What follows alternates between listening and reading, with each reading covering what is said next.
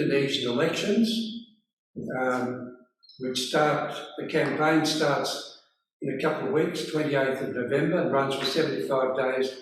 The leading candidate, for God's sake, is none other than Prabowo Subianto, a former general in East Timor, who did several tours of duty there,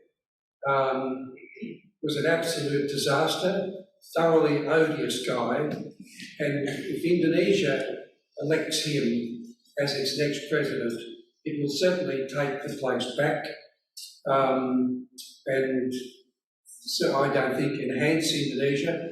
I am anything but anti-Indonesian. I've spent a lot of my life working with Indonesians and for Indonesia. I'm not anti-Indonesian, but I do believe that if he is elected, it will not enhance Indonesia, and it will certainly internally not enhance Indonesia's record internationally. So I have written sort of a backgrounder on Prabowo.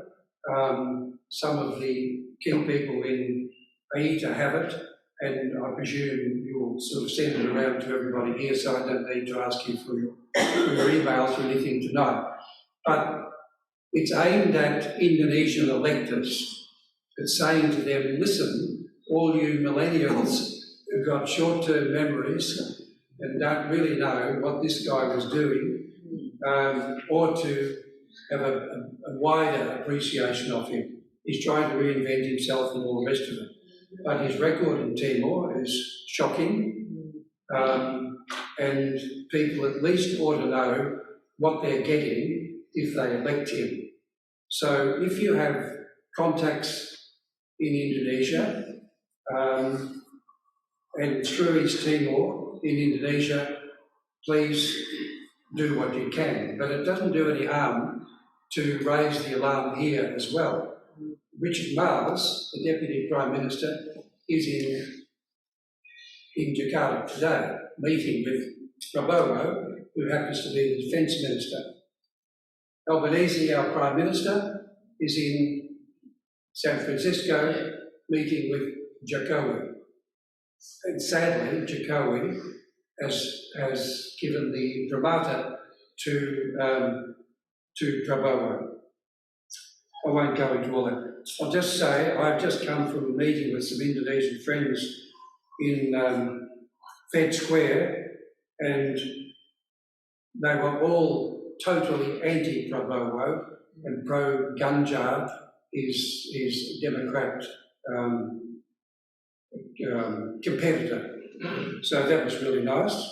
And then I got an email from an Indonesian journalist who I know quite well, who said, thanks for your email, I'll forward your email to journalist friends of mine, but I'm afraid Prabowo's electoral prospects are quite bright at the moment, with Jokowi's backing and the state apparatus behind his back.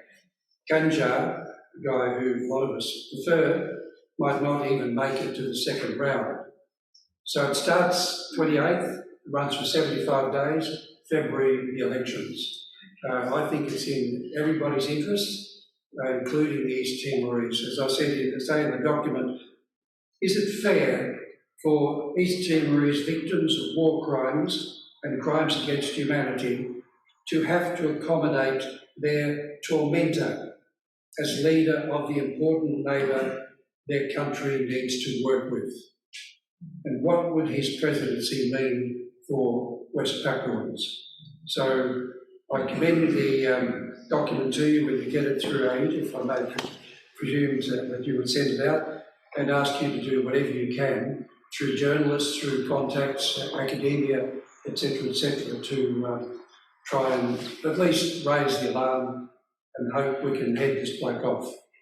He's 72, so I think this is his last shot. He's already had 4 goes, last 2 he lost. I think he's an absolute failure, and Indonesians ought to see him as a failure, because he obviously failed in East Timor. The place is independent. He was there to stop it from being independent. He's a dud, but he's very well connected, he's very wealthy, and all the rest of it. So, over to you, as it were.